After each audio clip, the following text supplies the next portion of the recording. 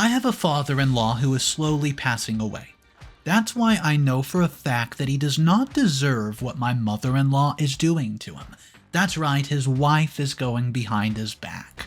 Not only is she a cheater, she's a liar, and she's trying to get me X'd out of the picture and out of the inheritance. Let me tell you what I'm talking about. Hey, I'm a 30-year-old woman who's had to deal with almost 8 years of living with a mother-in-law who's greedy and selfish. All the time, without fail. She was also the one who tried convincing my father-in-law I was cheating on my husband, so that she could get all the money from the inheritance. But we'll get to that later. First, let's talk about what exactly is the family dynamic and why it's so messed up. So, I started dating my husband Max during our senior year of college. It was amazing, and it still is, but he had to warn me about his crazy mom and how she could go to the wildest lengths just to get some money. He loved his dad, though, so that was a reassurance. Either way, I wasn't exactly worried about that, because I was marrying Max, not his family. You know what I mean? So we dated and we had fun, and he's the best thing to ever happen to me, and I would never take him and his presence lightly, not at all. When Max and I got married, I knew how tough his family would be to handle. The mother had always seemed a bit iffy to me for some reason. She kept asking me about how much money I made and all that stuff. All the financial details you can think of. You don't really ask someone that. Max always told me to ignore her, but she always rubbed me off in the wrong way. Anyways, I ignored it because I did not want to be involved in any drama before I even got married to him. His father was a whole different story, though. I absolutely loved that man to death.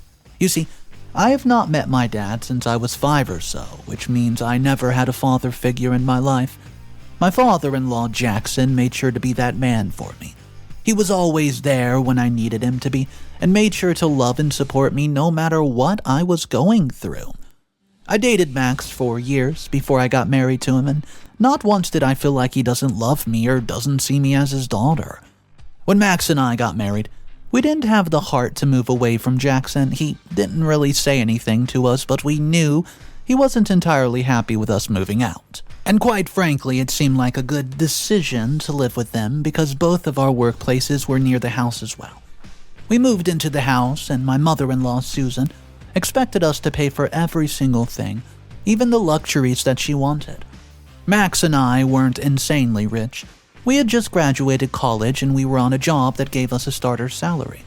We earned enough to keep ourselves happy and satisfied. I mean, we never had to stress about not having money to pay the bills or get groceries or anything like that. However, that did not mean we had all the money in the world. We could not pay for the spas that Susan wanted to go to every week or the shopping hauls that she wanted to do every time she was bored. Obviously, we kept her in line. And so did Jackson. But that did not mean she was happy. She was clearly dissatisfied with how we were acting, but honestly, we didn't really care that much. Things were going okay, and everything seemed fine for a bit. Apart from my mother-in-law being the same greedy, selfish person that she was. I'm not even exaggerating when I say that her eyes seemed to scan every single opportunity. Any opportunity she could find to gain some money and satisfy her desires. But till Jackson was alive, she was handled and we didn't have that much of a problem with her. Things started to get a bit weird when my father-in-law felt seriously ill. He was a very lively man, always full of laughter and mischievousness, so to see him confined to a bed, weak and tired, was hard for us. However, things got harder when Susan decided that she would use the situation to her advantage. When Jackson fell ill, my husband and I stepped up and we became the primary caregivers to make sure that Jackson was fed and healthy, and that he was taking his medicine on time too. The doctors told us that he barely had a year to live and that he would make most of our time with him. That's when we decided that we didn't want to cause any trouble or have any fights at all. At least not in front of him, so that he would not have to leave this world thinking that his family was not happy together. Obviously, Susan took none of that regard and she did whatever she wanted. She started noticing that Jackson was very friendly towards us, and he favored us more than he favored Susan. That was probably her own fault because she could not handle taking care of somebody and always wanted to get away from responsibilities. She was selfish, and she didn't care that her husband was going to die in less than a year. She went out, had these spa days with her friends, and shopped all day while Max and I were working from home so we could take care of Jackson and make sure that he was all right. Jackson was such a sweetheart. He kept apologizing for how Susan was behaving and felt guilty that we could not go out and live our lives because we had to take care of him. We tried reassuring him that we didn't care about all that, and he had done so much for us in our lives that we would do this for him and more. Anyways, Susan did not like this at all, so she did something about it. At first it started off as her just giving us snarky responses and ignoring us. Max was a bit hurt because this was his mom that we were talking about, but I knew this was to be expected. Her money flow had stopped and she needed somebody to blame for it, which was why she got to us. Then things went bad, and I mean like really bad. She made up a rumor about me that shocked me to the core, and the worst part was that Jackson actually believed it. I couldn't really blame him, though. There were 2 reasons he believed what Susan was talking about enough, though it was absolutely ridiculous. The first one was the biggest reason ever. It's the fact that Jackson's brain is a bit hazy. I don't know if this is because he's tired, sick, or if it's because of the tons of medication that he's taking, but his brain has gotten really exhausted. What I mean by that is he did not reply straight or do anything on his own anymore. If you told him it was daytime, well, okay, it's daytime, he believed. If you told him it's nighttime, well, he believed that too. That was the kind of behavior he was showing now, and obviously we were worried for him. Susan managed to take full advantage of the situation because she knew that she'd get out of it, and we also would not do much about it because we were scared to cause distress to Jackson at any cost. One day, even though we both had started working from home, I had a meeting that I had attend in person, which was why I had to go to the office. I came home early that day, though, because I wanted to help Max around with everything, and I'm glad I did, because as soon as I entered Jackson's room, I saw Susan sitting on the bed next to Jackson, whispering something in his ear, but as soon as she saw me enter, her entire body froze and she stopped talking in an instant. Then, when she saw me standing there like an idiot, confused about what's happening, something snapped behind her eyes.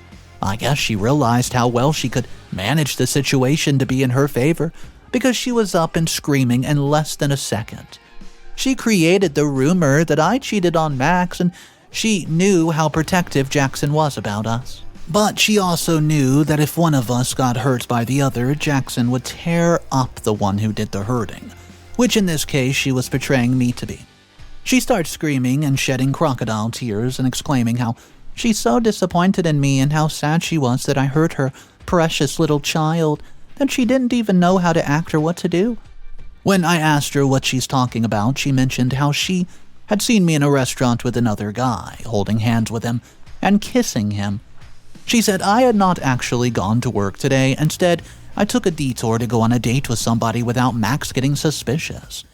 Well, obviously, I was shocked by the behavior and what nonsense she was spewing out of her mouth, but it hit worse when I realized Jackson was believing all of it. Of course he was. His brain was fuzzy and all the evidence was pointing towards me being unloyal. Of course, he thought I cheated on Max with some random dude. I knew I should not have screamed at that with Jackson in the room, because he was going to get overwhelmed, but I was so shocked and felt betrayed. I didn't realize that it would trigger Jackson so much, the yelling and everything. Either way, when things started to get a bit loud, I heard Max come into the room with his footsteps so loud and worried, and so was his face. I could see it on his face that he did not understand anything that was happening and was super confused by all the yelling that was taking place in the room, especially because he knew that I was aware of the fact that Jackson hated yelling. He asked what's happening in here, but before I could reply, Susan had her reply ready to rock. She told Max that I was cheating on him, and that she saw me sitting with a stranger at the restaurant, holding hands and kissing. She told him how I skipped work and there's no meeting instead, how I lied to all of them to get out of the house and go on dates. One look at my face and Max knew what was going on. I was fuming with anger at that point because I had told Max a few weeks ago that Susan was going to try something to get all the inheritance from Jackson and leave nothing for us. He didn't believe me because he thought Jackson would have it handled, but I knew so well that Susan would manipulate her way somehow to get what she wanted. It was really easy with Jackson being this sick. Now, when he saw what Susan was trying to do in front of Jackson, he figured out that she was trying to get all the money. The greedy, selfish woman was doing nothing more than causing chaos in the house and mental and physical exhaustion for Jackson, just so she could get herself on money. She screamed. It also triggered Jackson because it started off an absolute chain of reactions. Jackson starts screaming as well, telling me how I was rude and selfish for cheating on his son, and I did not deserve all the love and care he provided for me. According to Jackson, he would not have thought of me as a daughter if he knew I would just end up hurting his son. Hearing that from him hurt so much more than I thought it would. I knew he loved me, and if he knew that I wasn't the one who had cheated on his son, he would regret saying all of this to me and would shower me in love again. But right now, it wasn't the case. Right now, he thought I was the one who was trying to tear his family apart by being unloyal to his precious son. When I started to retaliate again, Max held my hand and gave me a sharp look, taking my hand and dragging me out of the room completely. At that point, my face was full of tears and I did not know what to do or how to confront them and tell them that I didn't do anything wrong. For a split second, I was even scared that Max would not believe me. But then he took me into our room and let me know that he did. He told me he loved me and believed me and knew that I would never cheat on him because of course I loved him. I'd rather die than do something that would hurt Max or Jackson. I was still a bit mad and angry that he dragged me out of the room because I wanted to defend myself against Susan and let everybody know that she was a lying, manipulative piece of crap that just wanted money and nothing else. However, Max said something that made me realize that this wasn't going to be as simple and smooth as I expected it to be. I could not just waltz in and tell Jackson that I did not do anything wrong, expecting him to believe me when I could not provide any proof and his brain was messed up. I had to be strategic about this and actually prove I knew what I was doing. I had to be quick because Susan was slowly taking over everything. She's been causing fights every single day and telling Jackson how I'm trying to fight back in a ruthless and selfish way. Every day, as soon as I wake up and go downstairs, she starts raining about how Max is so blind to my antics and it's his fault he believes in me and my lies. I'm not sure if I've mentioned this before, but I'm a bit short-tempered. Obviously, that's a bad thing in this situation because I can't handle listening to her spew out nonsense and not say something back in return. It's been a while since this is happening, and we've fought almost every single day, and all of them have been in front of Jackson. She also did the worst thing she could have ever done and admitted she was wrong. But of course she didn't do it in front of Jackson. Last night, I was in the kitchen grabbing some water for myself when she came in, smirking face and her arms crossed in front of her robe. She admitted that she knew what she was doing, but with the way that she had medicated Jackson, both of us knew that there's no way I could convince him anymore. I needed to get solid proof, and I knew how to get it and what to do. So wait for the next update, guys, because I have something in mind. Thank you for reading. Update number 1. Hey, it's OP back with another update as I've promised. So, I got to the perfect proof to take revenge on my mother-in-law Susan. I mentioned above that she was going out of the way to make life harder for me and make my father-in-law Jackson believe that I cheated on my husband, his son. It wasn't true, obviously, and everyone except Jackson knew it wasn't true. But Jackson was high on medication all the time, so he couldn't really make sense out of things. He didn't even know who was talking to him sometimes. And anyways, I kept thinking about how I was going to prove I did not cheat on Max, and how I was going to convince Jackson of that in his hazy and foggy mind as well. Then the opportunity fell into my lap. I went out to a fancy restaurant one day to have lunch with my friend. She was one of my best friends, and I was really excited to meet her and just have a good time while telling her everything that's happened and has been happening in my life.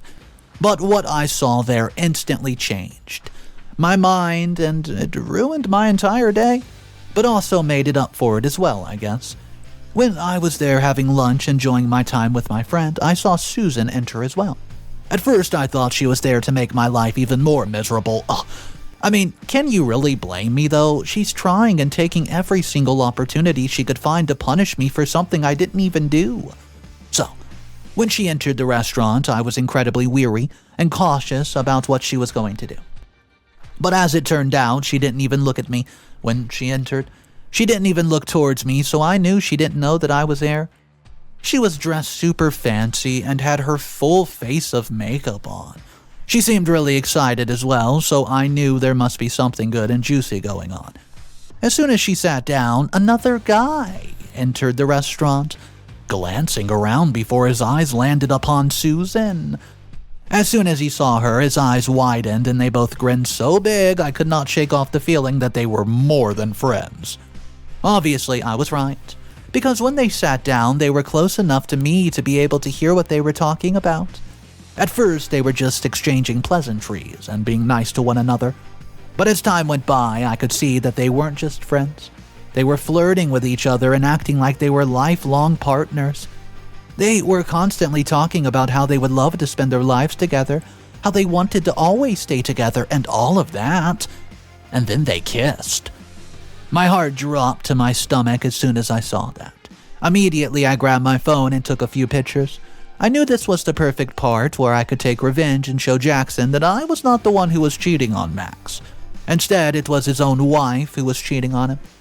I got the pictures, and I also recorded their conversation. At first, I was just planning on recording their flirting and everything, but I'm glad I continued recording because what she said next blew my mind even though I knew what she was planning already. She admitted to the fact that she wanted to take all the money from my father-in-law and kick Max and me out of the house just so she could live there in peace without having to sneak out to meet him. A bit more was discussed before Susan nodded in a very enthusiastic way and agreed to let the strange, tattooed man live in the house after Jackson had died, and she managed to kick us out. She told the man she was very sure about the fact that Jackson would not give us anything or find a way to remove me from the family because he wasn't really fond of me right now. She was also very sure of the fact that Max would follow me wherever I went, even if it was out of the family, only because he was whipped, apparently. I rushed home as soon as I could and told Max everything, playing the recording and showing him the pictures, and we're now deciding on how we're going to let Jackson know about the entire thing without overwhelming him or letting Susan know that we're on to her. We want her to think she's playing us when we've been playing her. So any suggestions would be great. Update number 2. Hey guys, Jackson has passed away. He's no longer with us and I missed him so much. Things have been chaotic ever since he passed away, and Susan was sure that she was going to get everything that Jackson had left, that she spent the entire time smirking at me and giving me these looks that suggested she was so happy I was about to be out of the picture and she would be getting everything. I don't think she knew that we had ruined her entire plan. When Jackson passed away, the entire 2 days were spent with funeral preparations and everything else that goes on with it. The day after the funeral was the will reading, and Max and I were still grieving. It had hit both of us hard, even though we were expecting it to happen. It was mainly harder on us because of everything that's been going on. We wanted Jackson to go while he was happy and in peace and without any stress or problems. The fact that he passed shortly after we had, to let him know that his wife was cheating on him was absolutely devastating. We just hoped that both Max and I had shown him enough love to make up for the fact. Anyways, before I start sobbing my eyes out, let me tell you guys about what happened at the will reading. Obviously, Susan did not get anything, and mostly everything was under my name. Before moving on, let me tell you why most of the stuff was under my name and not Max's. We had this conversation with Jackson when he wasn't always so drowsy with medicine and Max had let him know that he did not want the burden of handling all the properties and everything else that he was going to be left with. So anything he was going to leave in Max's name would be great under my name, because I'm good at dealing with these sort of things. When the lawyer announced that everything was indeed under my name, and there was nothing left for Susan, her eyes blared with anger as she looked at me and then back at the lawyer. She made the attorney check the will almost 4 times because she could not believe she wasn't getting anything. Then she starts blaming me, telling me I had something to do with it. With an attorney there and in a public setting, she couldn't really do much about it, but when we got home, she showed herself. All throughout the car ride, she kept asking me why I did that, and she'd sue me for acting like this. Her threats were getting out of hand, and even when Max told her to keep quiet, she wouldn't listen. Instead, she actually went off on him and told him that I'm manipulating him and playing him. She was still stuck on making me the bad guy when everyone in the car knew that it was actually her who had to get her crap straight. Either way, I just keep ignoring her the entire ride, but I knew I'd have to let her know what happened someday, so I might as well just do it now. So when we reached home, she instantly was on to me, insisting that I tell her what had happened and why this change had taken place in the first place. She thought I had manipulated Jackson into changing the will, which is why she was threatening me by saying she was going to take legal action and get me in jail for playing with an individual who wasn't mentally in their right mind. I laughed at her face. I mean, what else could I do? She was being absolutely idiotic. I just threw the tablet onto the table, which had the pictures and recordings that showed just what she was planning behind her back, and I left the room. Well, guess what? It's been a day since then.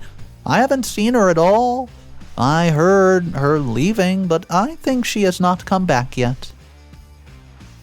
Update number 3. Hey guys, it's me again. Well, she came back. Of course she did. She didn't have anywhere else to go. When I showed the proof that we had of her cheating on Jackson and being selfish and a greedy human, she had left the house that same night, and I thought she left for good.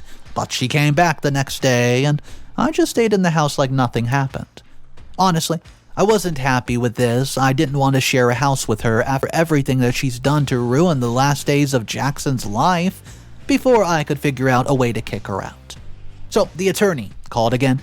He wanted to visit us because there was some other news that he had to share. You know, some news that he had been unable to share due to legal processings when the will reading was first read. When he got here, Max, Susan, and I gathered around the table in the living room to see what he wanted, and it was so satisfying to see Susan nervously shaking on the couch trying to pray for something to fall into her lap. Her wish was accepted, but only for 2 seconds. The lawyer brought out a piece of paper and mentioned that Jackson had a trust fund out there that no one knew about, but in the initial will, the trust fund was under Susan's name. All our hearts stopped at that moment. Max and I because we didn't want Susan to have anything, and Susan because she's finally getting something. The heavy tension in the air lasted all of, 2 seconds, while the attorney flipped the page and then announced with a clear voice that Jackson had changed the name of the trust fund and now it belonged to Max. The tension broke like a glass bottle as soon as he said it. Max and I, we breathed a sigh of relief knowing Susan was still getting nothing out of this. She was angry. She was just angry about everything, and she tried really hard to be calm, but anyone could see that she was going through it. Her entire face was red, even her ears, and when the lawyer left, she told me that she wished it would be less selfish and actually share some of the money with her because I was her daughter-in-law. However, she soon realized that I would not budge, so she went towards Max. She started emotionally blackmailing him by saying that he could not do this to his own mother and some other stuff, but he said his mother was never properly emotionally present in his life as much as his father was. You know, the same father who had been hurt because his mother decided to cheat on him.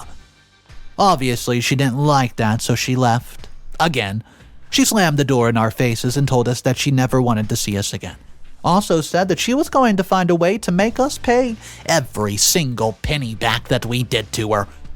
We didn't believe her, obviously. Final update.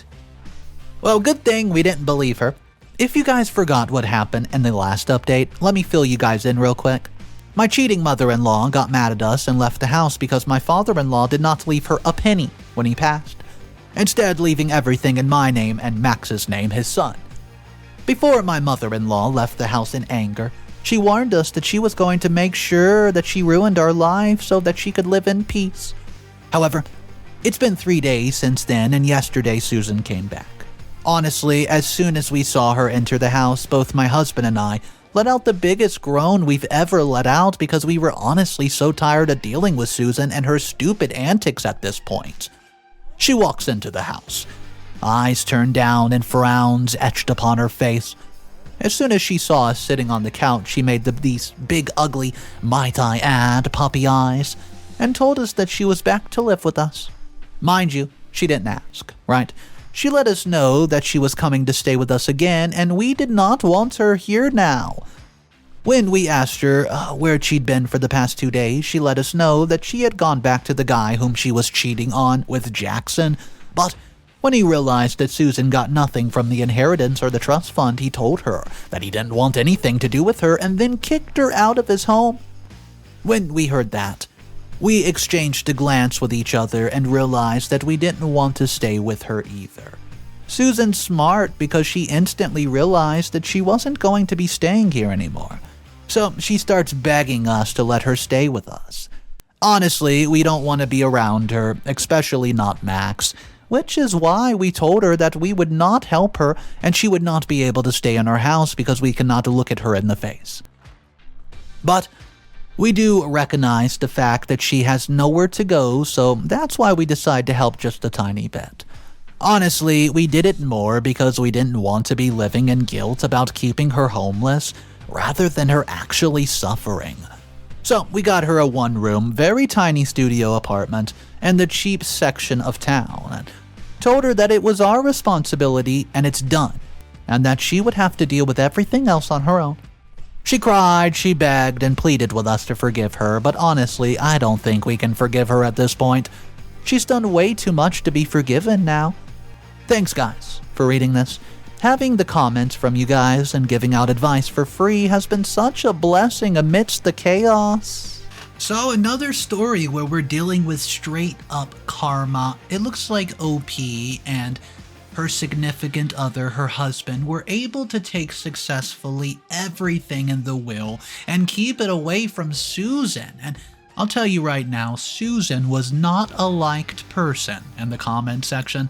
Everybody was ripping mother-in-law to pieces, saying what type of horrible person does this when their husband is sick in bed, going out spending all this money, living luxurious while your significant other is in a bed passing away slowly.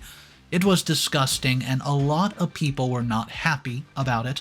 So that's why they say that she deserved every bit of karma she got towards the end of the story. I do want to hear your thoughts on it, so drop it down below in the comment section. Let me know what you would have done in OP's position. Guys, thank you for joining me on today's video. I hope you enjoyed it, and for more daily videos, consider subscribing to the channel. Have a great day, I'll see you tomorrow, and of course remember, it's cool to be kind, guys. See ya.